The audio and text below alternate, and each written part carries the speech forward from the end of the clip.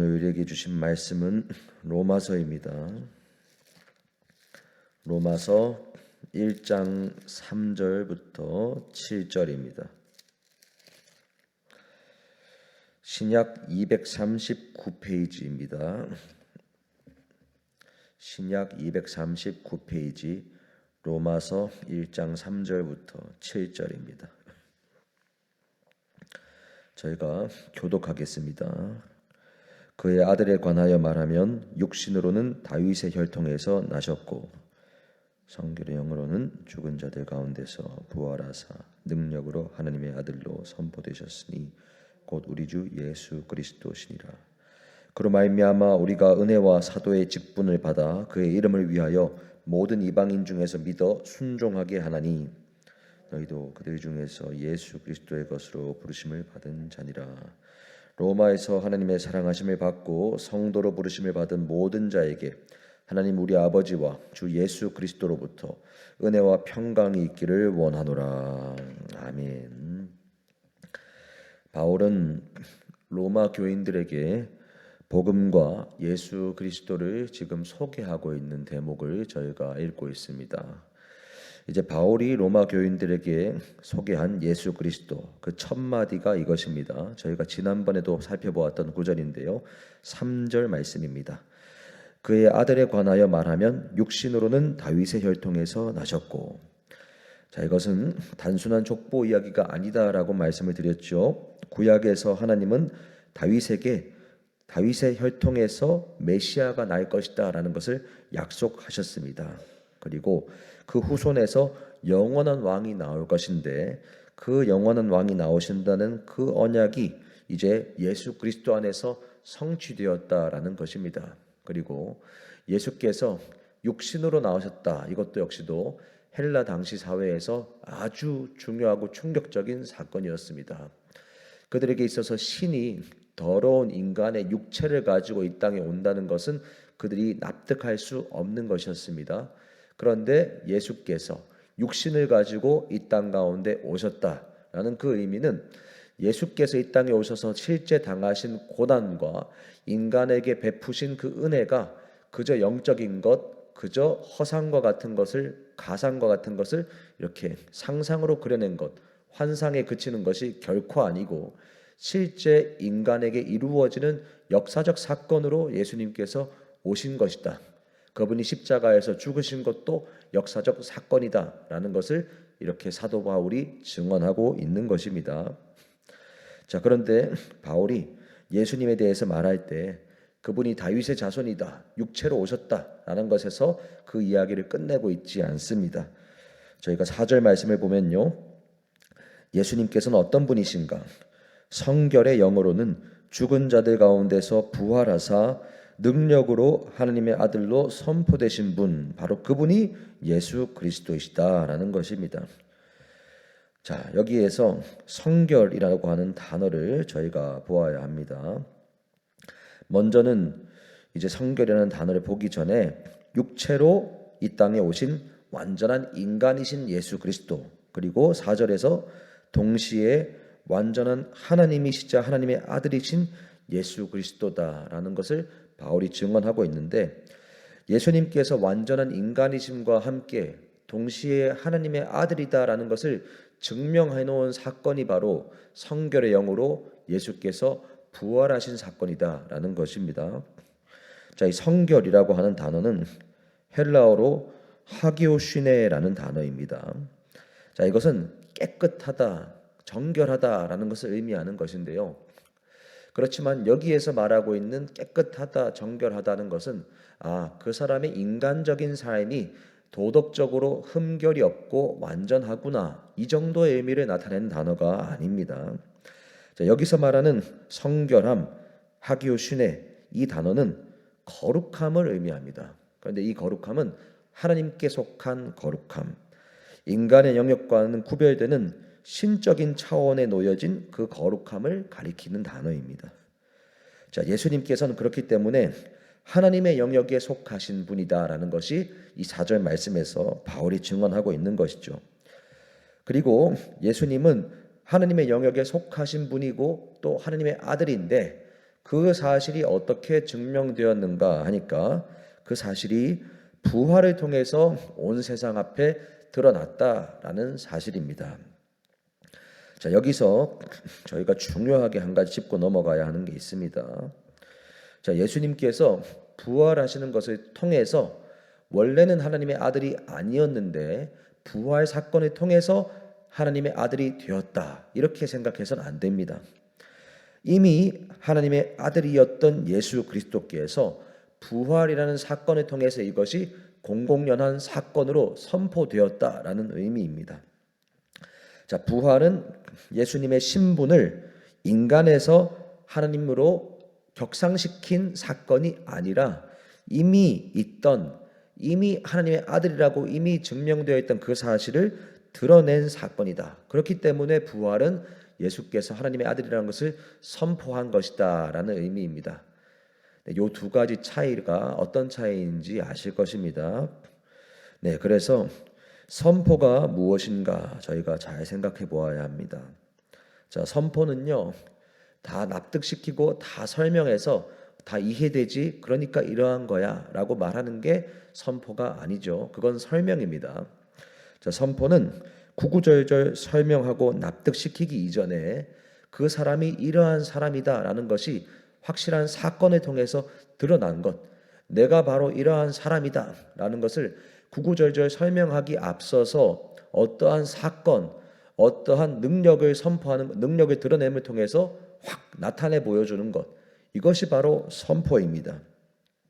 자, 따라서 예수 그리스도의 부활, 그것이 선포되었다라는 것은 예수님께서 창세 전부터 하나님의 아들이자 하나님 그분으로 함께 하셨다라는 그 사실을 구구절절 인간에게 납득시키기 이전에 부활이라고 하는 실제 사건을 통해서 실체적으로 나타내셨다라는 의미입니다. 따라서 부활의 복음은 누군가가 머릿속에서 논리적으로 만들어내는 설명에 갇히는 것이 결코 아닙니다.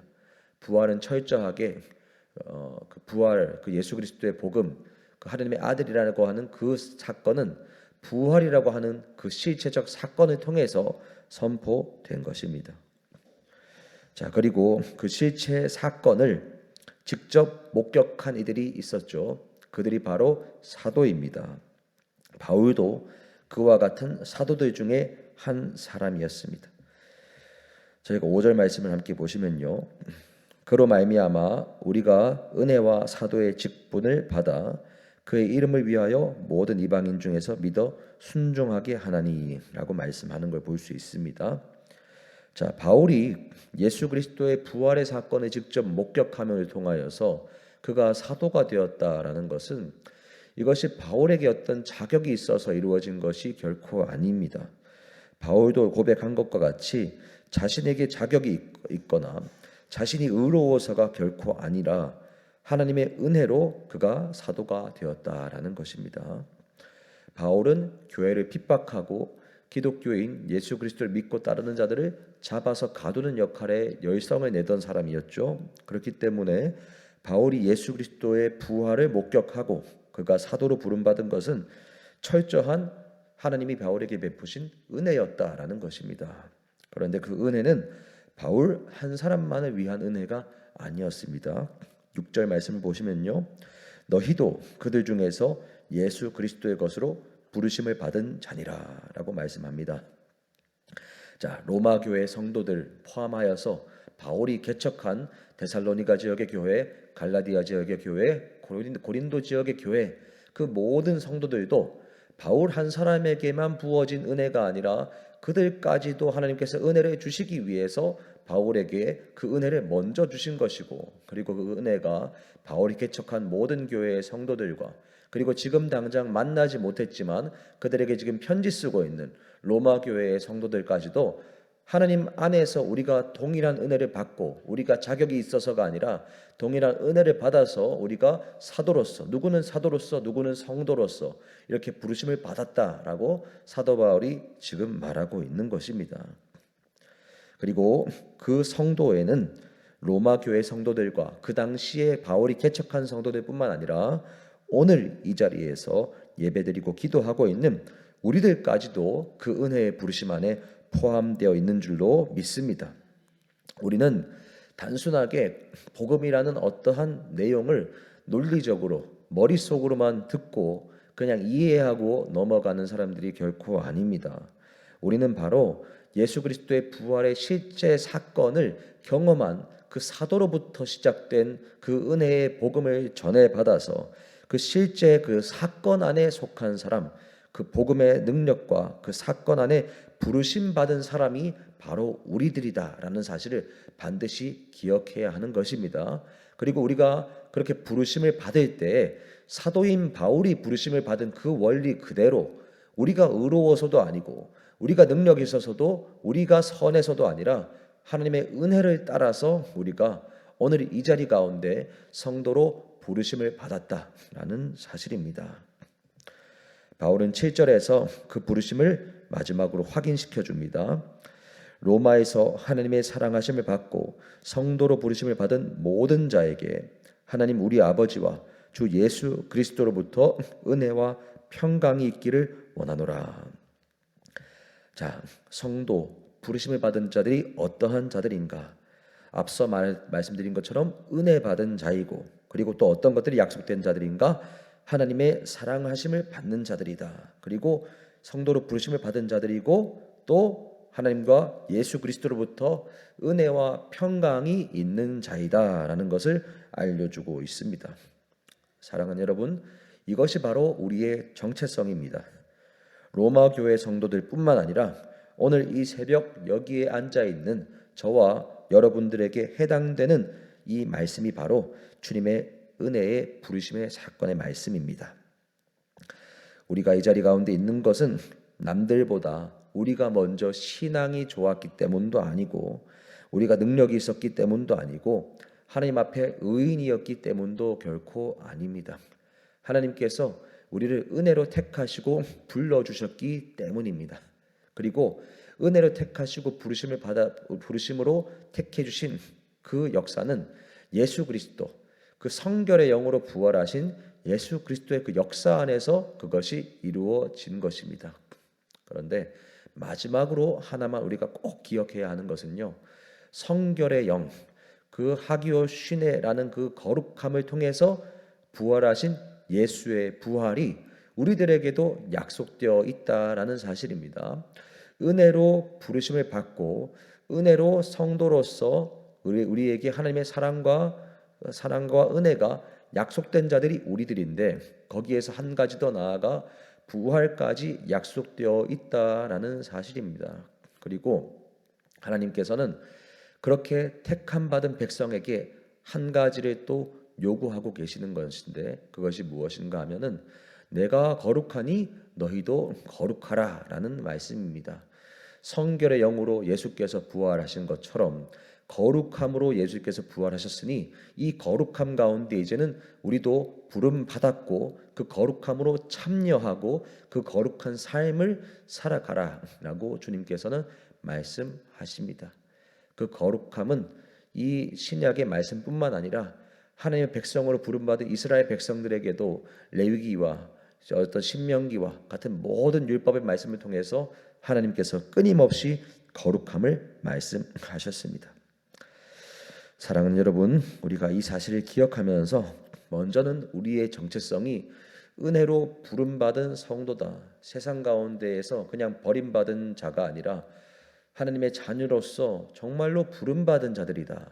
부름받은 자들이 어떤 것인가를 한번 깊이 묵상해 보시기 바랍니다. 하나님 앞에 부름받았다, 내가 구별되었다. 그리고 부름받은 우리에게 하나님께서 너희가 부름받고 거룩하게 되었으니 내가 거룩한 것처럼 너희도 거룩하라, 거룩한 영으로 너희도 함께 부활하게 될 것이니 너희도 거룩하라 라고 말씀하시는, 주님께서 말씀하시는 그 거룩함, 그 깨끗함, 단순한 도덕적 거룩함, 도덕적 무결성을 넘어서는 그 거룩함이 무엇인가, 십자가의 보혈로서만 허락되는 그 거룩함을 깊이 묵상하시고 알게 해달라고 구하며 나아가시는 저와 여러분 되시기를 예수님의 이름으로 축복합니다. 기도하겠습니다.